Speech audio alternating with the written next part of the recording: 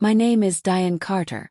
I'm 43 years old, a single mother living in a quiet neighborhood in South Carolina. My life had been predictable for years.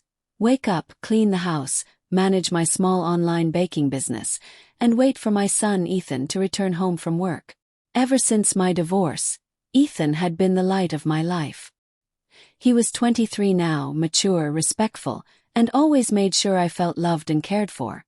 Ethan had recently started a new job as an assistant at a marketing firm downtown.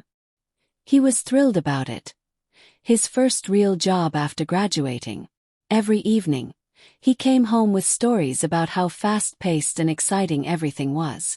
But the one name that kept coming up was Mr. Blake Foster, his boss. From the way Ethan talked, Blake Foster was not just any supervisor.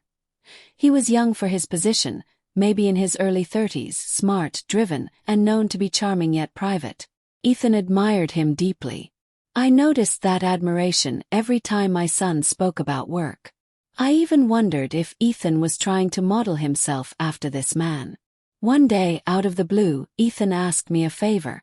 "Mom, there's a company banquet next weekend," he said. "They told employees to bring someone close, someone important in their lives. Most are bringing spouses or partners. I was thinking, would you come as my guest?" I blinked in surprise. "You want to take your mom to a corporate event?" He laughed. "Yes, you're important to me. And honestly, I think it would be good for my image. You're beautiful, classy, and you'll outshine most of the guests there." I rolled my eyes but agreed. The night of the event, I put on a dark navy gown that fit like a glove. It had been a long time since I'd dressed up for anything like this. Ethan beamed when he saw me. "Wow, Mom, you look incredible." The venue was grand, a high-end hotel ballroom with chandeliers and soft jazz playing in the background. The crowd was exactly what I expected. Suits, silk dresses, and soft murmurs over glasses of wine.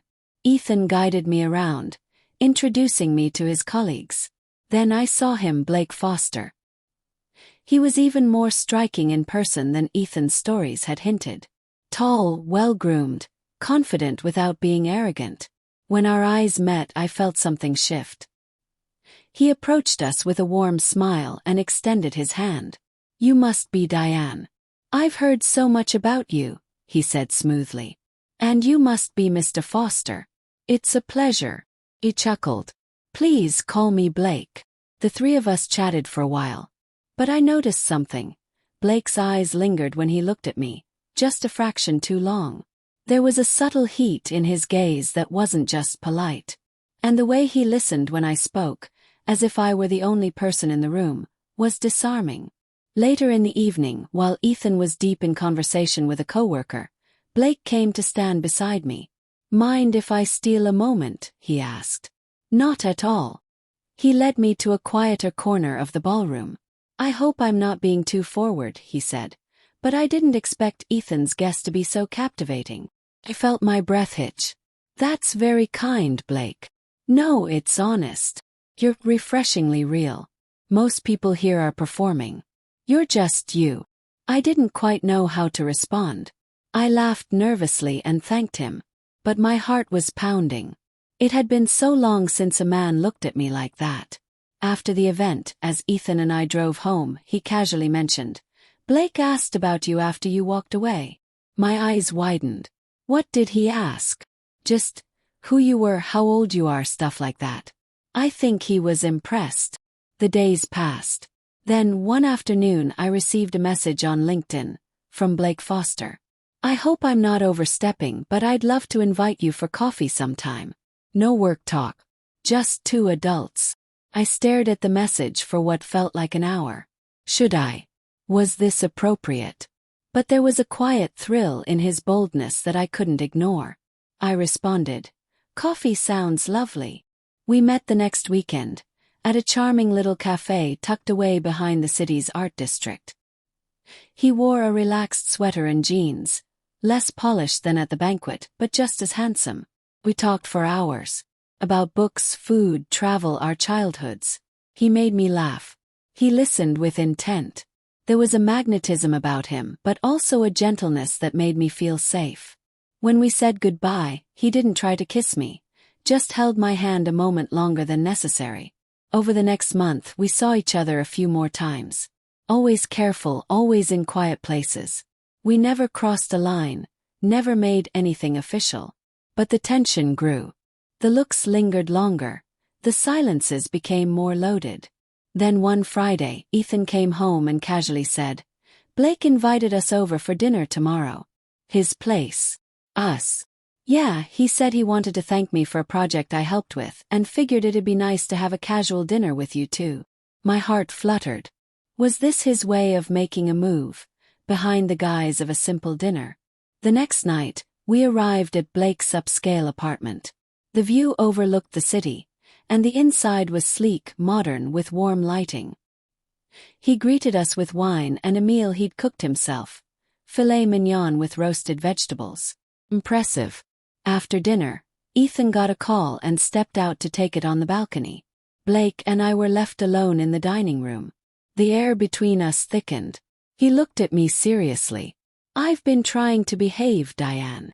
I tilted my head. "Trying? I know this isn't conventional. You're Ethan's mother. He's my employee. But every time I see you, I find it harder to ignore how I feel." I said nothing. Couldn't. My heart was pounding in my chest. He stepped closer, his voice softer now. "I've never met a woman who makes me forget my own rules. And behind closed doors, I needed you to hear this from me, away from your son." "Blake, you don't have to say anything." I just couldn't keep it in anymore. I closed my eyes for a second, gathering myself. "I'm flattered, Blake. More than you know. But this isn't simple." "No, it's not," he said. "But sometimes what's real isn't easy. I'm not asking for anything from you tonight. I just wanted you to know that I see you. And I want to know you more." That moment left me breathless. No one had spoken to me like that in years. No pretense, just raw honesty. Later, as Ethan and I left, I was quiet during the ride. Ethan noticed. "Everything okay?" "Yes," I said, smiling softly. "Everything's just different now." That night, lying in bed, I thought about Blake's words. About his eyes when he said them. About how, even though it scared me, something inside me had awakened. Over the next few weeks, Blake and I continued our connection discreetly. We respected Ethan, never bringing it into his world. But slowly, carefully, something real began to form. It wasn't about passion or drama. It was about two people who found something unexpected, a connection that defied age and circumstance. Eventually we told Ethan. He was shocked, of course. He needed time. But because he loved me and respected Blake, he eventually came around. He saw how happy I was, and that mattered to him most. Now, a year later, Blake and I are still together. Ethan is thriving at work and even jokingly teases us sometimes. What Blake said behind those closed doors that night changed everything. It reminded me that life doesn't end after heartbreak. That sometimes love finds you in the most unexpected places, like across a dinner table when you least expect it.